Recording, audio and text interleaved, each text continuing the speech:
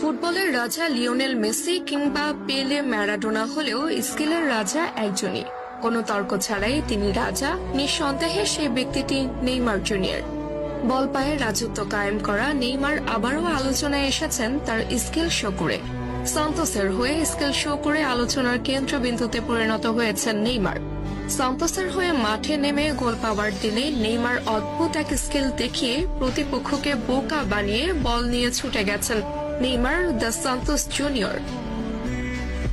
এমন নেইমারকে যেন ভক্তরা খুঁজছিল।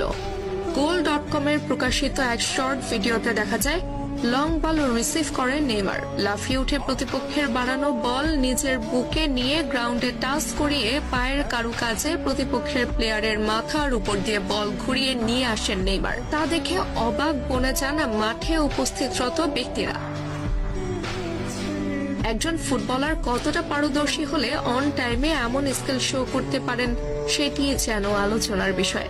নেইমার বরাবরই সফট স্কিলের ফুটবলার। বল পায়ে প্রতিপক্ষকে বোকা বানাতে তার মতো প্রসিদ্ধ ফুটবলার আরেকজন নেই বললেও মোটেও ভুল হবে না। তবে এমন স্কিল ফুটবলারের সার্ভিস সান্তোস কতদিন নিতে পারবে সেটি মূল প্রশ্ন।